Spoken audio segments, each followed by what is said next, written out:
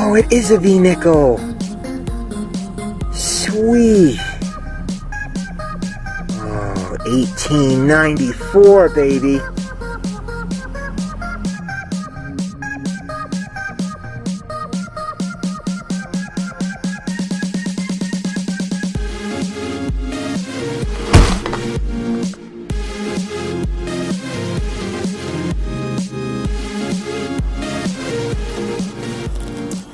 Hello.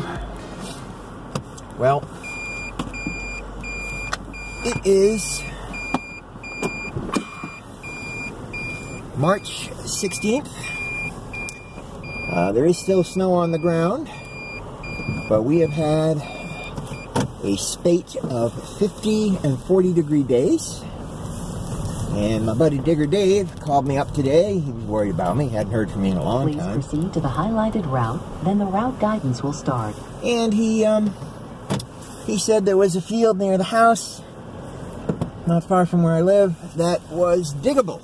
So we're going to head over there, hook up with Digger Dave, and see what we can find. Wish me luck. Well, here's the field. A little windy today. There's Digger Dave. I don't know if you can see him, but he's right there. Swinging away. Wow.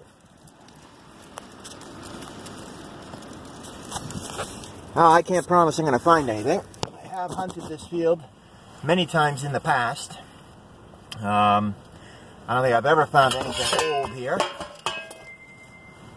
A nice old predator. That's nice. Haven't touched that in months. Last time I got out was January 1st, so, and I had a very good day. I found a big old large scent back then, which you've already seen by now. Ooh, this wind. But, yeah, I haven't been out since then. So it's been a good 2 months, and I've put on a little weight, and can't seem to get this thing on anymore. The winter. Not getting out, you know, sitting around. Oh. Ah. Ha. Ha. No problem. All right, let's go get it.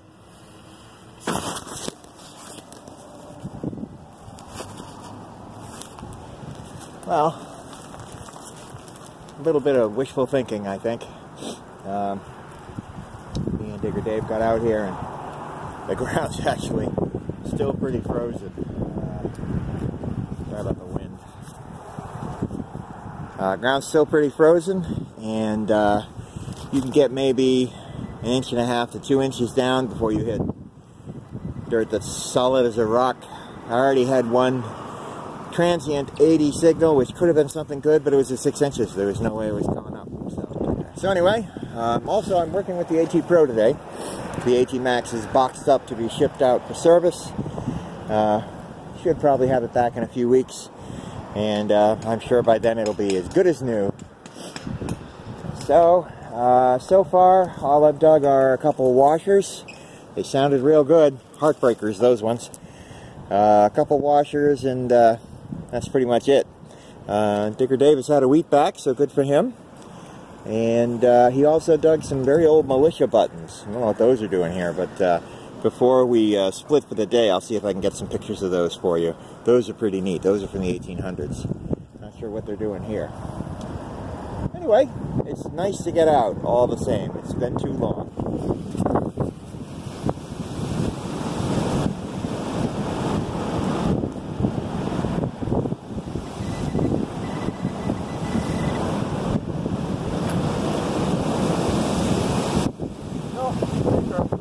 Zinc penny? Yeah. Alright.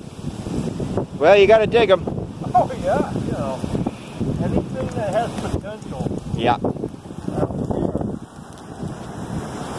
So this is kind of funny. The ground's so frozen, I wasn't having any luck. I was getting kind of bummed, so I told Digger Dave, I said, I'm going to go down there to that playground. It's probably the only way I'm going to get some coins. And as I was walking down there, Digger Dave was, oh look, right on top. He picks up a quarter. I was like, I walked right by it. So I'm on my way down there, and I get a tone. Sounds just like a zinc penny right here on this little slope. And I dig it up. Not a zinc penny. It's very worn, but that is an Indian head penny. It's kind of upside down in my hand. That's Lady Liberty's face looking up to the right. I cannot read the date. I don't think the date is legible. It might be 1908, but the back looks really good. It's a very good looking back. So, I'll get that, Dave. Don't worry about that. So anyway, hey, like my buddy Digger Dave says, anything can be anywhere. Crazy. Crazy. Wasn't expecting that. Alright, it's officially a good hunt. Well, what do you think, Digger Dave? Did you have a good day? Couldn't be better. Couldn't be better? You tired? No. No? No. No way. Well, I'm tired. So, anyway, yeah, we came out here and ground was a little harder than we were thinking. I was getting down maybe, what, 2 inches, and then you hit ice? Yeah, like there was a little softness, then the work came in. Yeah, got kind of brutal. I had to pass up on some signals. But we did get some stuff, nothing outrageous. Let's take you through it. Dave had some really good finds, so let's go over that. Yeah, first of all, we've got, I don't know, 2, 4, 6, 8, maybe 10 common memorial pennies. Broken key. Oh. We have a King George. Unfortunately, it's a Canadian King George penny from the 1940s. Hey, King George V. He looks good. Oh, yes. 3 wheatback pennies, to be determined on the date. Okay. Nothing really exciting there. An aluminum button, which gave me a very good signal. Oh, they would, wouldn't they? Yes. And last but not least, this is an 1850s New York State Militia button. That is crazy. That is crazy. Here, of all places. Oh, yeah. That is just insane. Good for you, Dave. Hey, it's, that is a sweet find. Yes.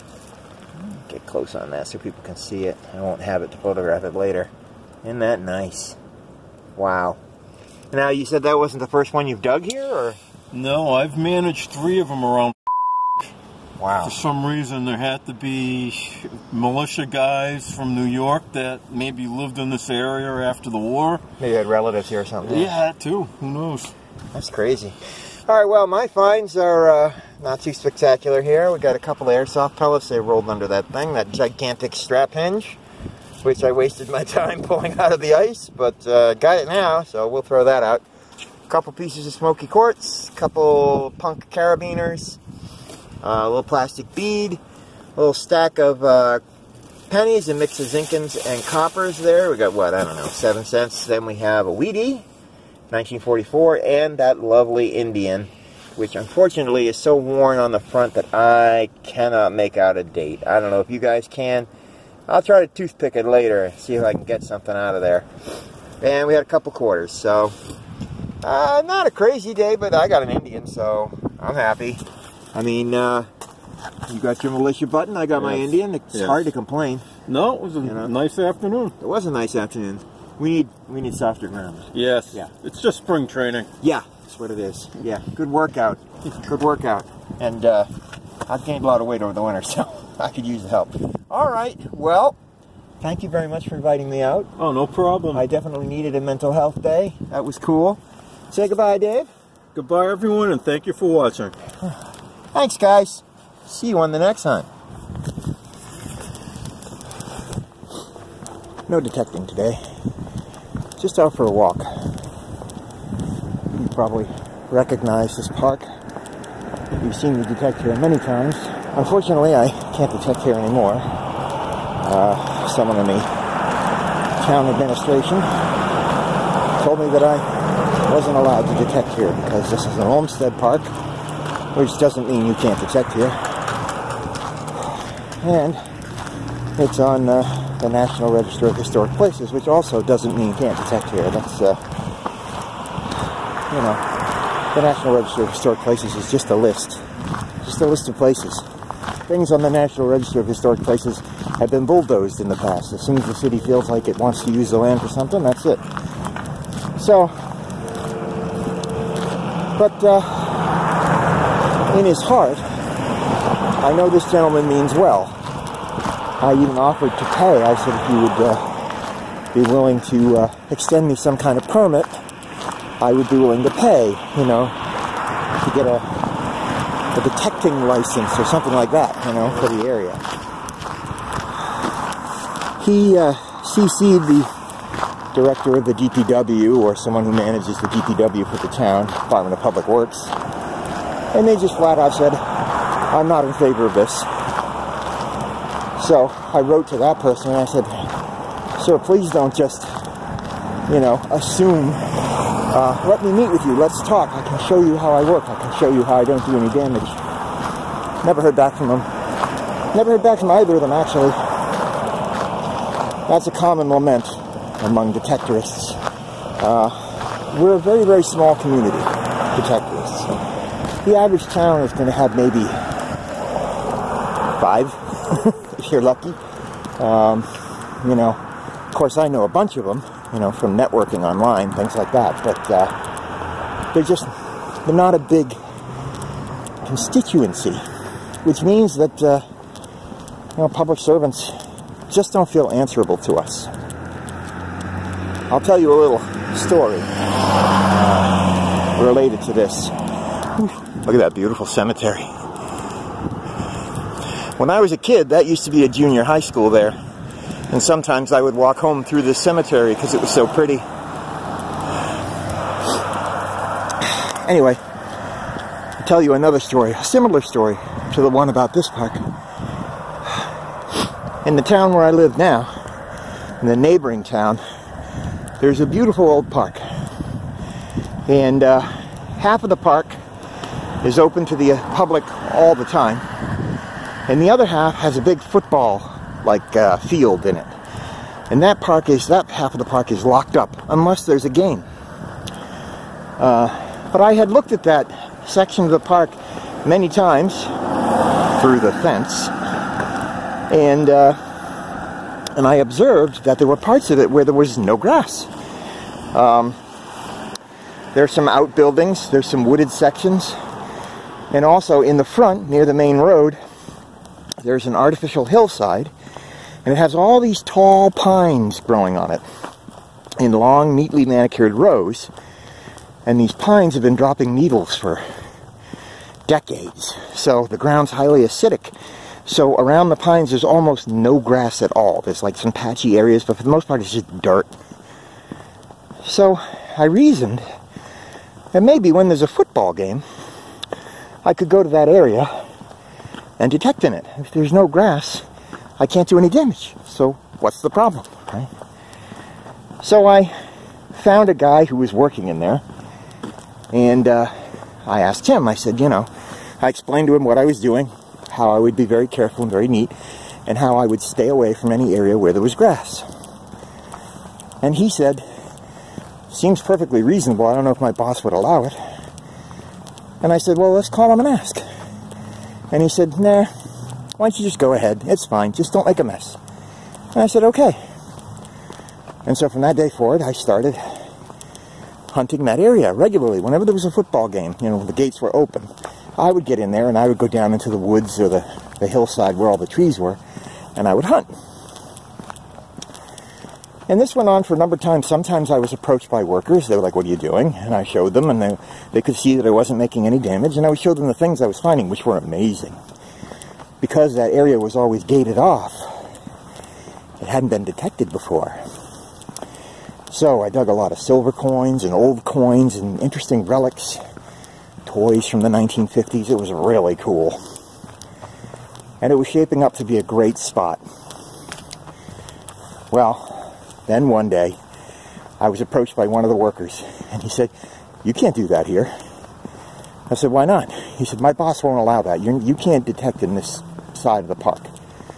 And I said, "Yeah, but look at the area where we're standing. There's no grass here. It's dirt." He said, "I don't think he'd want you here." And I said, "It's dirt. I can't hurt dirt. You know, there's no grass here. If there was grass, that would make sense." I tried to reason with the guy, and he just didn't really want to hear reason. So finally I said, "Well, listen, I was given permission." And he said, "Who by?" And I gave him the name of the guy, and he said, "I'm not sure that guy works here anymore." I'm like, "What difference does that make?" What, when he leaves, his permission leaves with him? So after a while, he finally said, "All right, I'll talk to my boss. You can detect here today. If you come back tomorrow, come find me, and I'll let you know what my boss said." Now, I don't really want this guy talking to his boss. I want to talk to his boss. He's not going to be able to plead my side of the story. He doesn't want me there either, right? So I said to him, "Why don't you let me talk to your boss?" "No, I'm not going to do that." "Well, just give me his phone number. I'll call him." "No." "Well, give me his name. I'll go to his office." "No." The guy's a public servant, right? He's supposed to be answerable to the public. But anyway, finally I just said, "All right, fine." I went about my business. And that night, on that very night, I stayed a little late and I found one of the oldest coins that I had ever found to that date. It was an 1835 coin. And it was foreign. It was from Malta, of all places. It was called a Maltese 1/3 farthing from 1835. Really tiny little coin made of bronze. It was beautiful. Oh, to me. It was a crude mess, but when I found that, I just said, "Wow, the 1830s, there's potential here. There's really potential here." I went back the next day, found the guy. He said, "Nope, my boss doesn't want you down there." And I said to him, "Yeah, but there's no grass." He said, "It doesn't matter. My boss doesn't want you there. You can't detect that." So I said to him, "Listen, while I was there, I saw plenty of squirrels and chipmunks digging holes. I mean, what difference does it make?" And he said, "Well, they won't be there for long. We're going to take all those trees down." And I said, "What?" He said, "Yeah, they're going to strip that whole hillside." I said, "If they're going to strip the whole hillside, what difference does it make if I'm there?" So, the answer was no. I asked for his boss's name again. And this time he did give me his name. He wouldn't give me his phone number. So, I immediately got on the phone and I called the guy's office. Obviously, he wasn't there. And I left a message explaining who I was, what I was doing, why I should be fine in the area that I was at, and that I had done it the right way. I had sought permission before I did it. Well, never called me back. That's what it is when you're part of a constituency that doesn't matter, when it's too small. Even public servants don't feel like they're answerable to you. They'll just blow you off. I said no, and that's it. What can you do, right? If you make a big stink, what will happen is you'll end up ruining it for other people, right? If I had made a big stink about it, let's say for this park, I had gone down to the guy's office and complained, what's going to happen, right? You think he's going to back down? No. All that's going to happen is they're going to put up no metal detecting signs around here, right? I'd ruin it for everybody.